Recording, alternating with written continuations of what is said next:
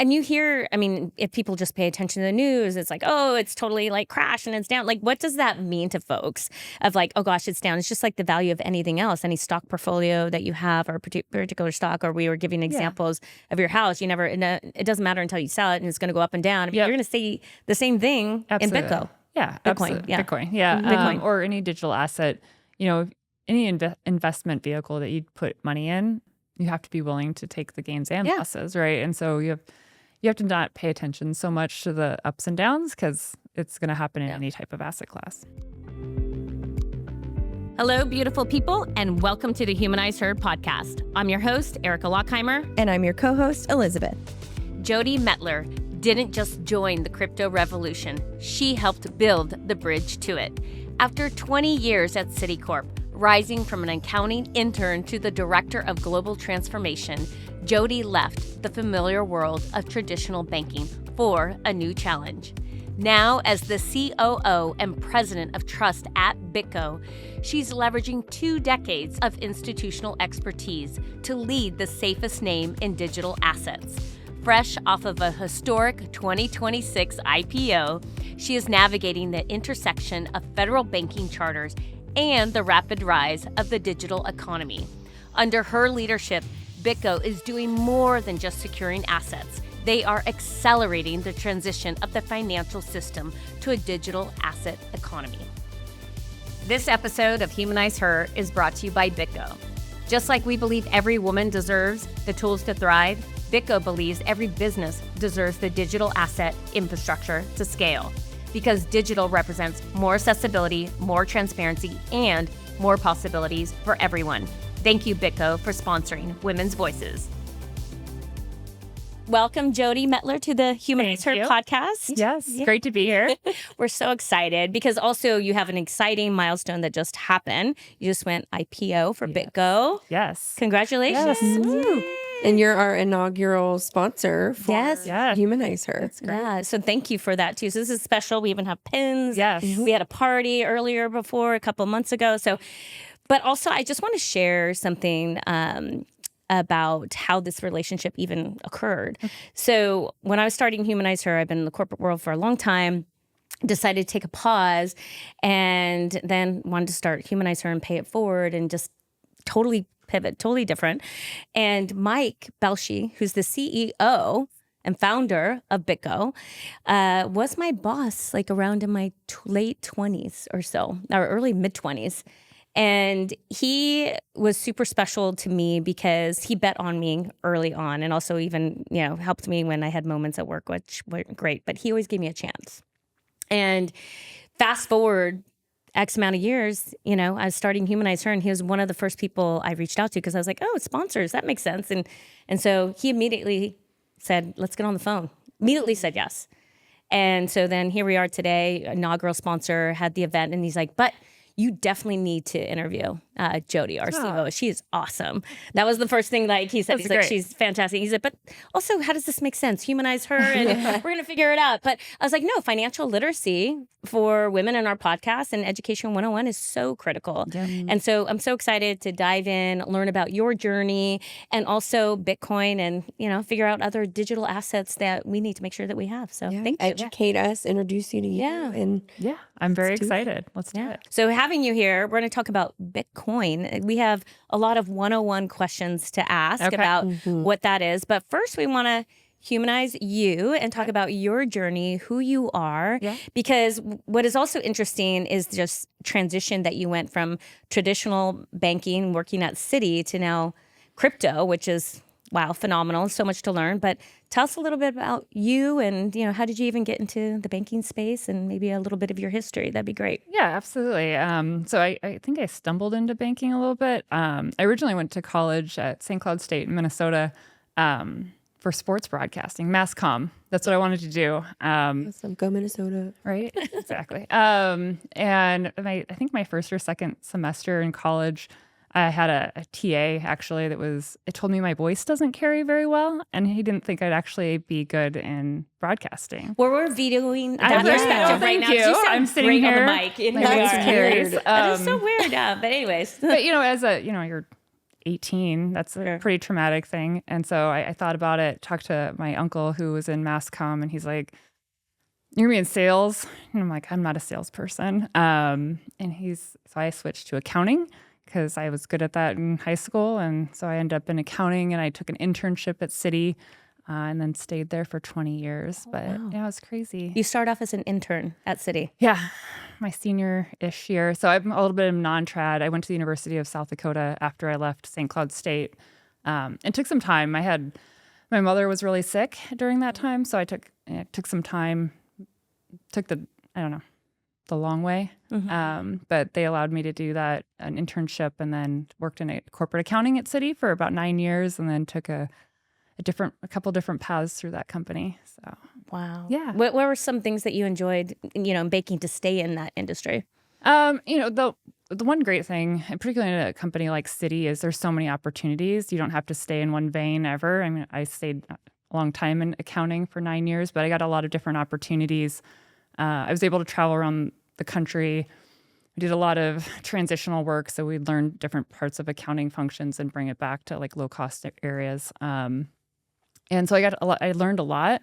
That actually led me to my next job at Citi, where I was tapped on the shoulder to build a revenue share model for our government contracts at Citi. So that was my first foray into operations. So I moved from South Dakota to Florida for that. It was great. And through that, I was able to just kind of go up the ranks in operations, and then went into what was called global digital transformation for our payment space. What does that mean exactly?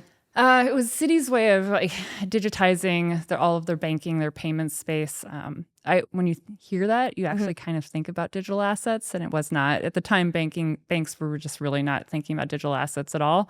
But it was part of the transition that helped me get to the crypto space.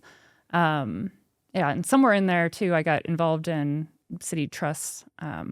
So I have trust background too. So just so many opportunities at a bank like that. Yeah. Yeah. Is that like auto pay or something associated with the digital, or no?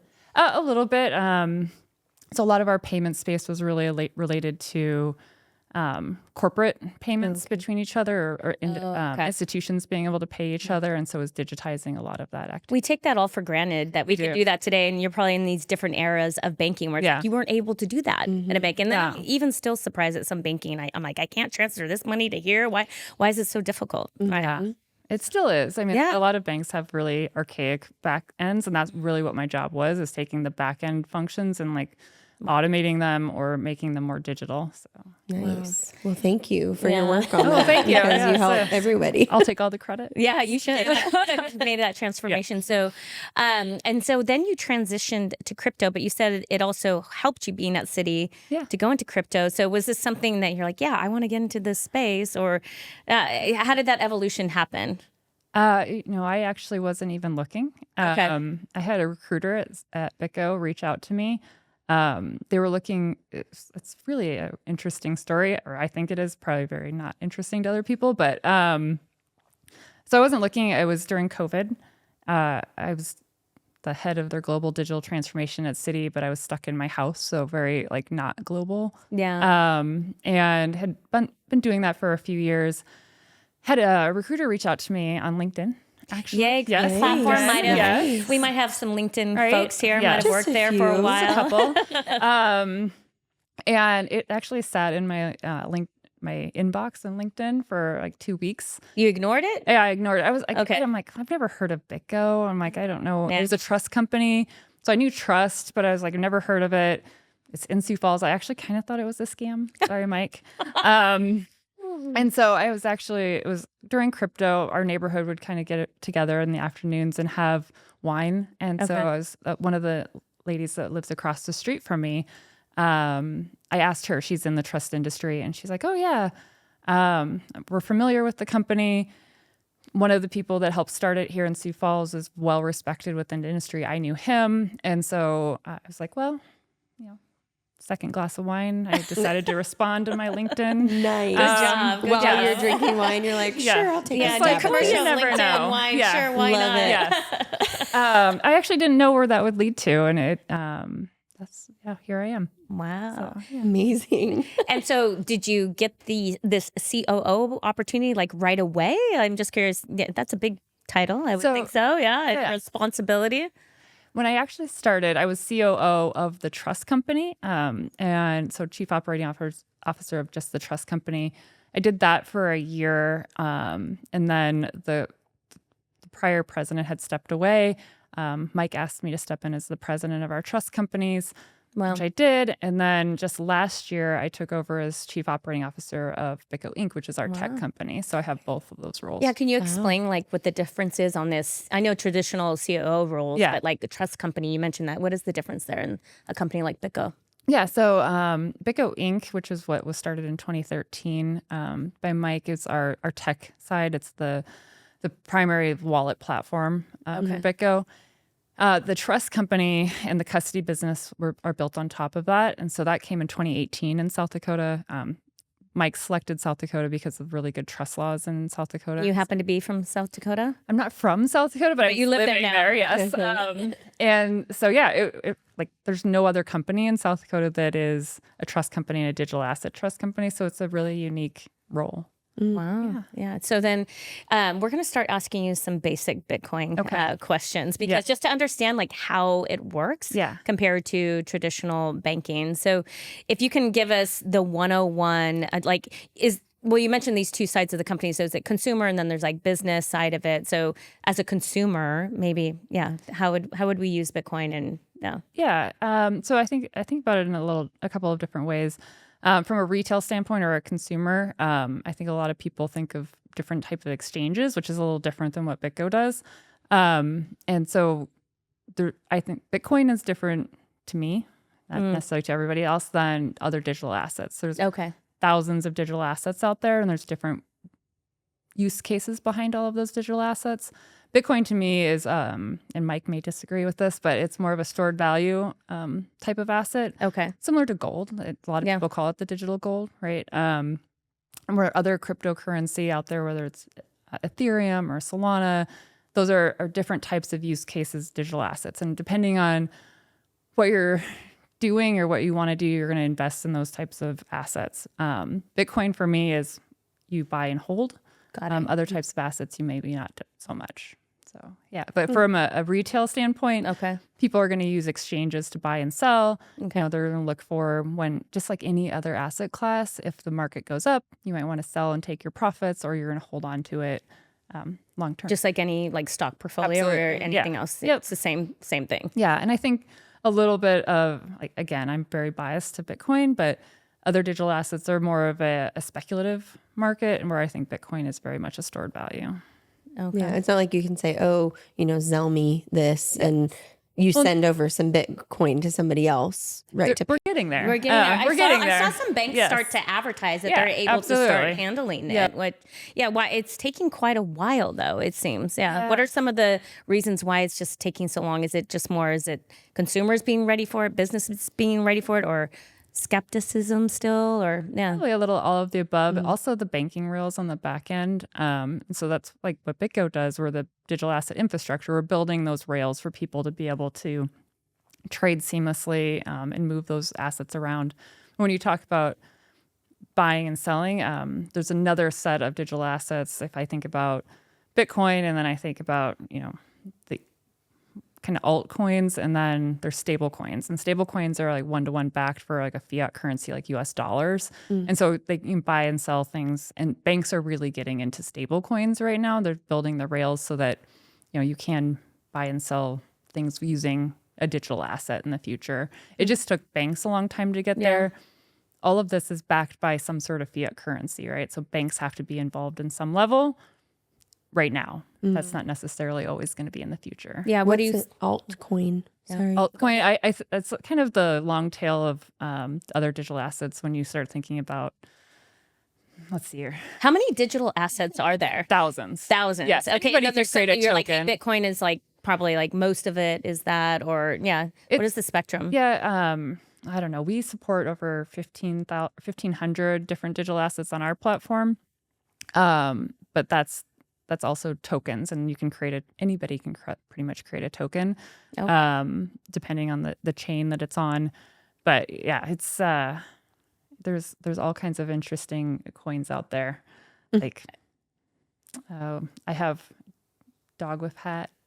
I mean, they're just all whatever. It's all those are altcoins. Okay. Yeah, there's just like such a variety. And so as far as BitGo as a company, it's like their digital infrastructure is the core of what they're able to like handle all these different types. Is there? Yeah. So Mike built the company to be a wallet infrastructure, meaning that it's actual technology that you can hold these types of assets in a wallet, right? And then when what he noticed is he was getting these institutions that came on and had hundreds of millions of dollars of assets, and they're holding them in self-custody. And what does that mean exactly? Yeah.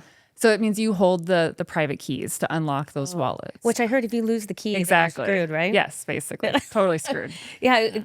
Okay, that's another question. We'll push that aside for now, but yes. And so Mike had the foresight to say, we need secure custody for these assets, meaning that they're putting it into a custodian, and that's actually where the trust company came in because particularly in South Dakota, trust laws say a custodian is a trust function. So there's licensing around that, lots of different regulatory things. And so he had, came to South Dakota. I'm sure he loved it. It was probably really warm. And he started this trust company. And so now with the trust company, you're not self-custody. We hold the keys on your behalf in a very secure manner so that you won't lose your keys and we can still move those transactions. Is it like a lockbox or something at a bank that you literally have a thing that they have secured in the back vault and you could go in? Yeah, there's literally vaults. Okay. Yeah. Well, the clients don't come in, we move it on your behalf. So you initiate a transaction, we can, sign those transactions. Those vaults are all over the world. Oh, digital vaults? Or they're physical. Physical vaults. Yeah. Okay.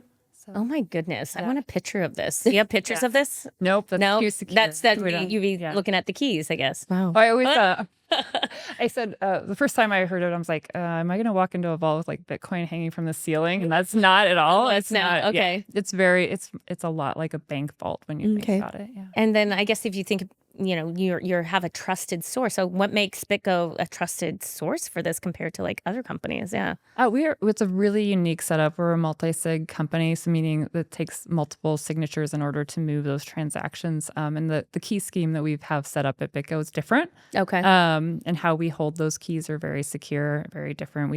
We're able to secure $250 million in insurance on those, how we have the keys set up through Lloyd's of London. So it's a very respected. They understand the security that we put behind it. Those keys are separated. No one person can move your assets. It's a very complicated but secure process. Okay. Yeah. So then if you wanted to move your money, is it something that takes a long time? Does it take like days? I'm just thinking compared to traditional banking, how long does a transaction like that take? It's evolved since I've been at BitGo. I think when we first started, cold storage is what we called it because these keys are held offline, would take up to 24 hours. We are now down to about 30 minutes. So if you that's fast. Yeah, it's not much different than any other traditional bank, particularly if you want to move stuff. I know a lot looks instantaneous on the back end at a bank. There's still movement happening. So what's happening on our side is we are moving that in real time on the blockchain for you. Wow. So I'm just imagining the engineering that's required to do that's this. all in Mike's brain. Is it? Yes. I guess, as far as the building this out, you have engineering team, you have finance, all that is like part of BitGo. Yep. And so my role as chief operating officer for BitGo, it's kind of trying to make sure all of those pieces work, right? Our engineering, our product teams, operations, making sure that all flows seamlessly. We have about 650 people across the globe right now. A big chunk, about 52% of that, it sits in R&D, so product and engineering. Wow. Yeah. And you need to be, so is there any, I guess you said globally and you have these teams. Is there any different restrictions compared to like traditional banking with Bitcoin that it makes it easier or harder or? Not necessarily. We are subject to the same licensing and regulatory structure as most banks are, in some cases more. In the U.S., it's taken some time for regulation to come around. And last year, we got the Genius Act, which is related to stablecoins. We have the Clarity Act that we're hoping to get through this coming up. There's been some challenges there, but we really want clarification around the regulatory structure for digital assets in the U.S. Across the globe, same thing, right? Everybody's coming to terms. All of the different regions are coming to terms with what it means to regulate digital assets. BitGo has been on the ground in all of these regions since 5 years. So we're ahead of the curve in a lot of places. Great. And then in business for 13 plus 13 years. Yeah. So I've been at it for a long time. We're the OG. Are you consider the OG? Yes, I think so. Yeah. Wow. Are you involved in any of the passing of these acts that are like, do you have input? Do they come to you and kind of work with you on what that will look like? There's definitely Mike and some of our team are definitely involved in crypto roundtables and getting involved, particularly here in the US. In a lot of different regions, we were asked to come to the table with different regulators just to help structure those. But yeah, we try to be a participant. We want to make sure, things are, we want the regulation. We want the controls around it. Right. And like I could just imagine it's just also just a lot of new technology, new ways to do it. And it's like having everybody catch up with, the regulations and the laws that are passed. It's like, well, are you passing this? Do you really understand what's going on? So you need to be part of that informed state. And it's like, well, you actually are passing this. You don't really know how it works. Yeah. Right. So I can imagine a lot of that could be frustrating when you're so close to it as well, but you also have to push, right? Yeah, absolutely. And I think there's still a stigma around digital assets that it's used for criminal activity, and it's not, right? The blockchain is the most immutable audit, right? It's a perfect audit because you can't change it, and once it's happened, it's always there. The record is always there, so it's super. It's an adjustment. Banks are coming to terms with that, right? And we want to make sure that we're on the forefront of helping people understand that we're not a criminal enterprise behind digital assets. We're actually trying to be the secure, regulated part of digital assets. And people have that stigma because things like that have happened, right? It's also happened in regular banking. Right. All over, right? All over, We could talk about all the different ones, Enron, all of those things, right? That happens all the time. Right. With a new asset like this, it takes people time. Change is hard. Right. Yeah. So you talk about how you started with trust, but then you now are the president of trust and the COO. So this is just a branch of BitGo as a company, or are they two separate kind of entities that partner? How is that structured? Yep, they're two different entities. We have multiple entities across the globe. So I'm president of our US-based trust companies. We have two of them, one in South Dakota and one in New York. Actually, it's not in South Dakota. I have to keep reminding myself. Thank you, Claudia. I saw it out of the corner of my eye. We actually were able to just convert our South Dakota Trust Company into an OCC charter. So we have a federal charter, which is a huge accomplishment right before our IPO. Yes, that happened December 12th. So it's been a busy couple months. Yeah. So we have an OCC charter, which is our federal charter, and then we have one in New York. I also oversee our trust company, which is a different entity in Germany, Dubai, Singapore. I'm missing some. We have one coming in South Korea.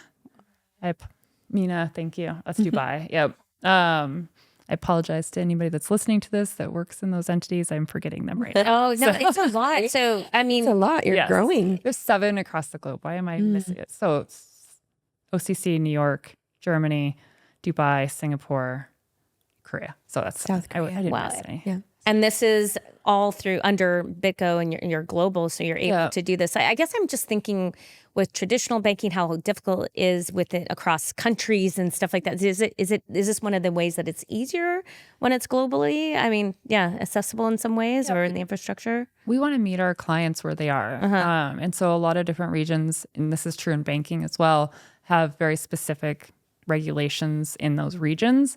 So we have chosen very strategically our German entity and our Dubai and Singapore because they are we're going to get the most bang for our buck, right? We're going to have the most clients that are going to be able to be serviced out of those regional hubs. There will be countries that will have country-specific nuances that we might have to register in, but that was a strategic decision on where we put our entities. Okay, that makes sense. Do you notice, is there a difference in particular countries that are more advanced where they're accepting more of this compared to the United States? I'm just curious how it compares across. Yeah, I think it's a great question. There are other countries that were further ahead of us, the U.S., on regulation. Okay. Not necessarily less accepting or more accepting, but in the EU, MiCA came about, which is a regulation. That was probably one of the first regulations around true, continent-wide, or EU, I know Right. everybody's in the continent, but regulation that came before what we have in the US. Our MOS regulators, which is in Singapore, they were very welcoming and wanted to have conversations about how to do this. We got a trading license there. We've been having conversations on what a custody license looks like. You can still do custody. They just don't have a specific regime around the regulations there. Wow. Yeah. Oh my gosh, there's so much to learn and understand. And then you're global and how every country's different. And you have to understand all of this. And how's it going? Yeah, when you transition into this, Like thinking, how many countries do you have to go? How do you make sure all this stuff is actually working the way it's supposed to be working? Making sure that all those partnerships are successful, and then countries working with countries. I mean, it's a lot. It is a lot. How's it going? Good. I work with some incredible people. Okay. Like, not some, all of the people at BitGo are really incredible. The teams we've put in place in the regions, so we have large offices in most of these locations. We've put the right people in that have the same passion about digital assets that we do. And we've been able to really exponentially grow our business because of that. So I don't lose sleep at night thinking that I don't have the right people in place. And that's why we can grow. Yep. Well, and you're right. They have to be passionate because you're in a new space. You're developing something new. You're trying to push the boundaries in some ways, right? Yeah. And it's like if you don't have the right people that have that same motivation, they care about it, it's not going to happen, right? Absolutely. So it's rather from an outside point of view, it's a little bit complicated to understand all these different things. And so I try and always relate to traditional banking, like, okay, what is the responsibility that you have with people's money, the fiduciary, like what are the rules? Like how do you play in that space to make sure that everybody's money is secure? Yeah, the layer that we put on top of our wallet structure, right? So if you think about a pyramid, we have our bottom layer is our wallet infrastructure. And then on top, the next level is the regulated business. And so if you're regulated, in particular, if you have licenses for custody, those types of things, you're it's called a fiduciary. So that means you have the responsibility of safekeeping and doing the right thing and always having the client's best interest in mind when you take care of. Banks are fiduciaries. A lot of your investment type of vehicles are going to have fiduciary responsibilities. So when you think about digital assets, we are the digital asset fiduciary activity.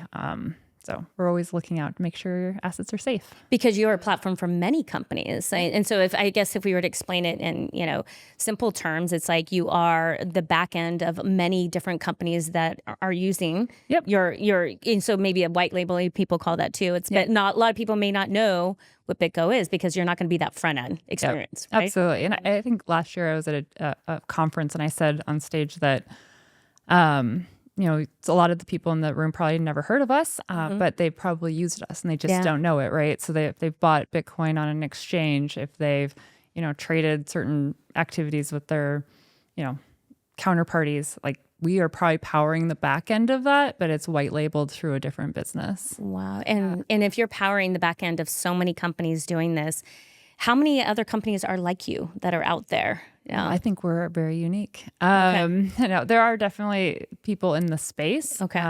The wallet infrastructure, there's nobody exactly like us because we hold the bottom to top infrastructure. So it's wallets, it's regulatory compliance, it's financial services that we've layered on top of that, and then some specialized services. So like stablecoin as a service and crypto as a service we offer.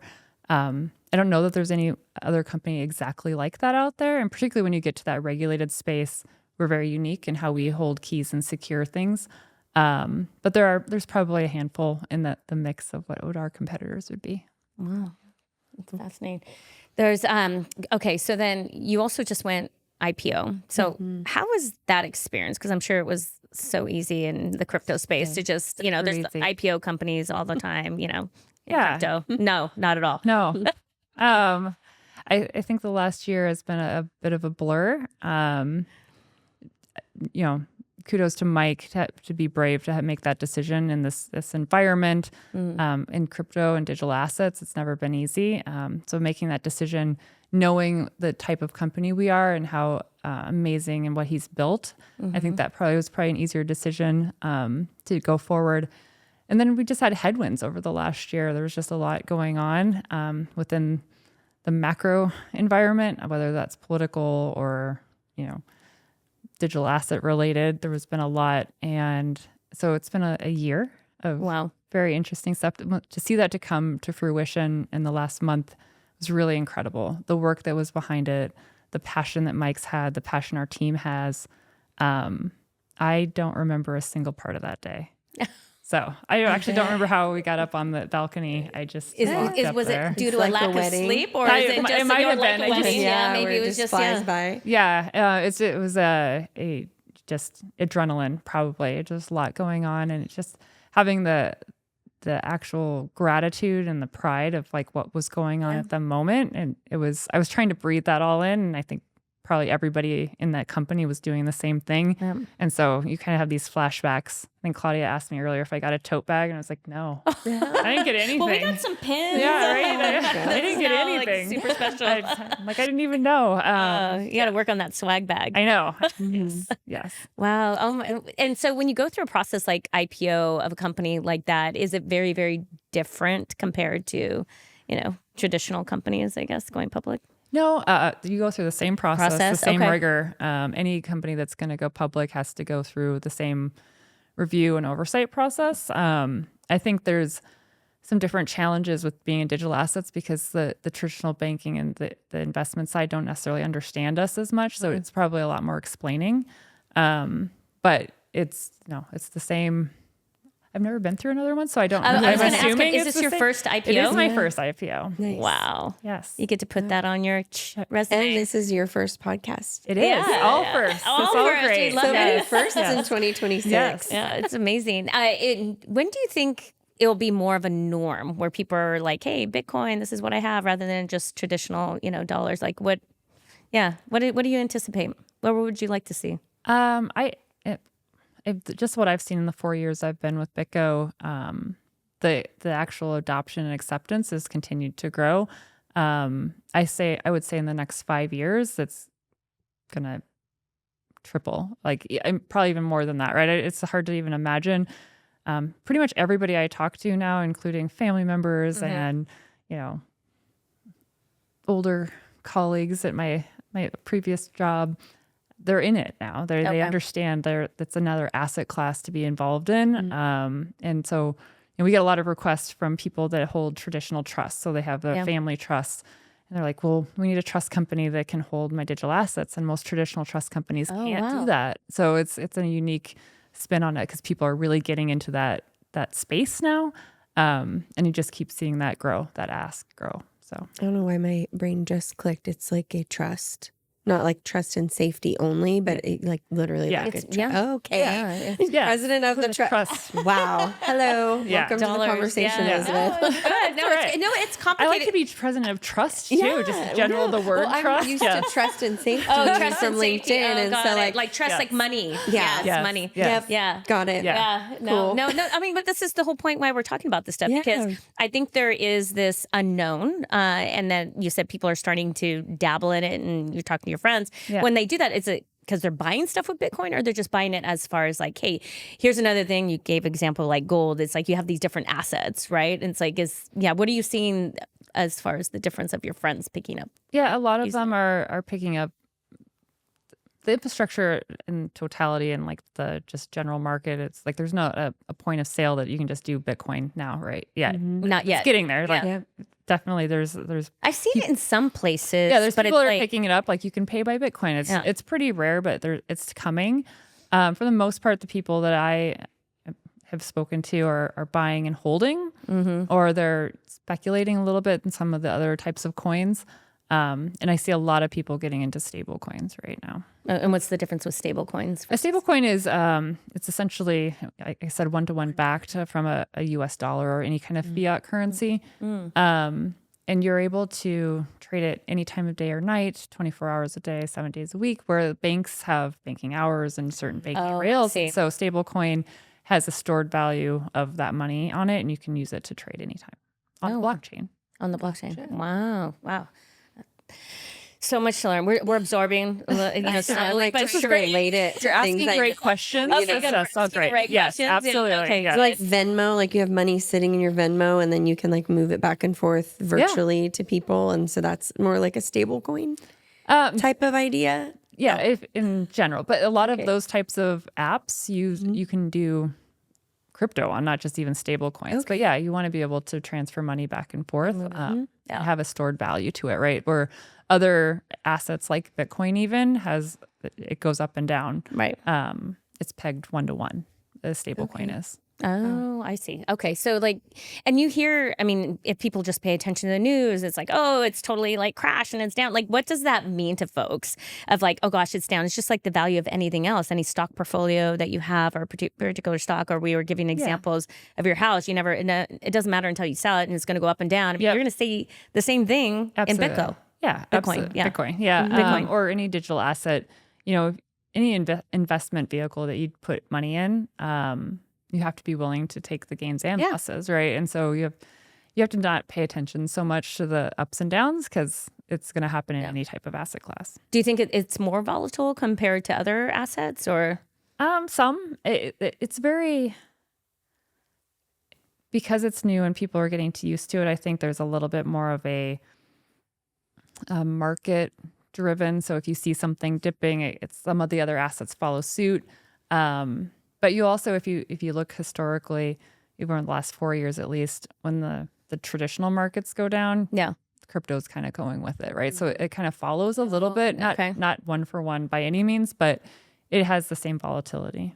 Okay. Yeah. Well, I'm a proud sponsor of BitGo and have some digital assets, so we're pretty a proud good about sponsor that. of HumanizeHer. So yes. Oh yeah, are we Bitcoin certified? I don't know. Yeah, I was like, how do we work on the sponsorship? I was like, I'll be completely honest. Like when we had the sponsorship come through, I was like, oh, I'm gonna go on their site. Maybe we can do some exchange on Bitcoin. I'll figure this out. I'm like, okay, I can't do that. Well, I can help you. Okay, we'll figure it out. So, but I think that would be fun and just to think in a different way. So I guess also to educate all of us, if there's like, what would be some advice that you'd give to folks if they wanted to get into this space? Is it more just like, hey, you should acquire some of these assets and just like sit and hold? Like, what would be your recommendation if you wanted to just start learning and being in this space? Can you do a recommendation? Yeah, I don't give investment advice. No, this is not investment advice. I know. More of like to start research. Dabbling. Yeah, research. Yeah, there you go. Research. Definitely, there's amazing other podcasts out there that do just crypto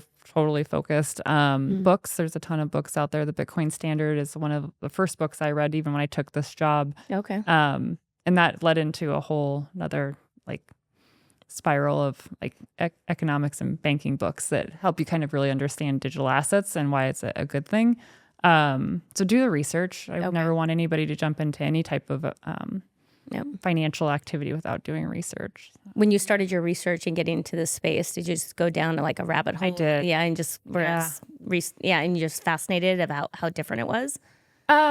It's depending on what books you read, there's always some little conspiracy theories about like banks and stuff. And so what digital assets represents is a kind of a replacement, at least in my view, or a replacement or a good alternative to some of those banking challenges, and how that, particularly in other countries, how banks are very limited for certain people in the access to banks or financial systems in general, and where digital assets fit into that. So depending on how deep in that hole you want to go, there's some interesting books out there. Wow. Oh gosh.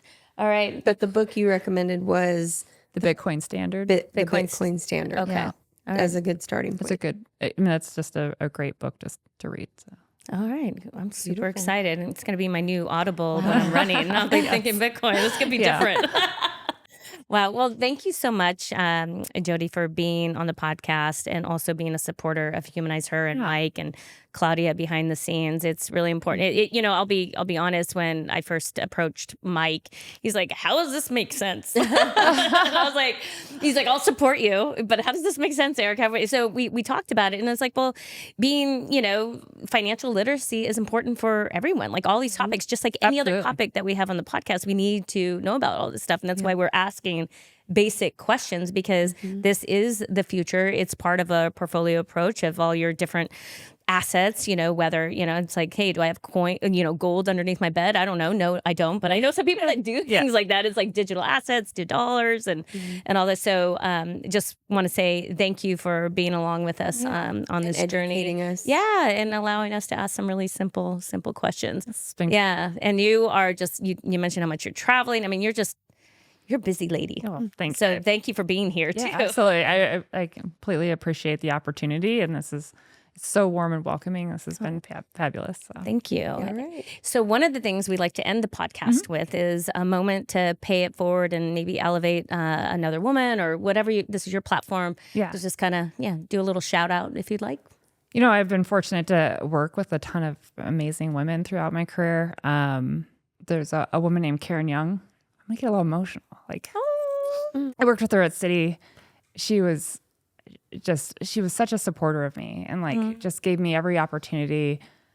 Definitely, I don't know. I would love to someday see her reaction to this. I don't know that she knows how much that meant to me. How much impact she's had on your life. Yeah. Beautiful. That means so much. And, it's the fact that you're, mentioning her and, she probably bet on you and changed your life. She did. Absolutely. Right? Yeah. What's interesting is we've had confession time here on the podcast. Even today, it's just like, I don't think she knows that. Yeah. And it's like, we need to tell Absolutely these amazing women in our life how important they are. And you just did that for her. Oh, well, Karen Young, you're amazing. Karen Young. We love Karen Young. Yeah. And everything you've done for Jody. Oh, thank you. Oh, well, thank you for being vulnerable and sharing that. And she's definitely going to hear it. Oh, I'll make sure I send it to her too. Yeah. All right. Beautiful. All right. Thank you so much, Jody. Yeah. Thank you again. All right. you. That's a wrap. With that, that's a wrap. All right. Yay. Humanize Her would not be possible without the crew behind the scenes. Ash Blodgett, our director and creative producer, for guiding us with expertise, creativity, and passion. Becky Davis, our talented director of photography and creative producer, for bringing our stories to life with stunning visuals. And Kristen West, our director of brand and design, for creating an emotional brand identity. To our listeners, we're on this journey together, and we love hearing how this podcast has helped you. It keeps us going, so please keep sending us your stories to her at humanizeher.com to be featured in upcoming episodes. And if you'd like to help us with this movement, please support by rating and subscribing. Until next time.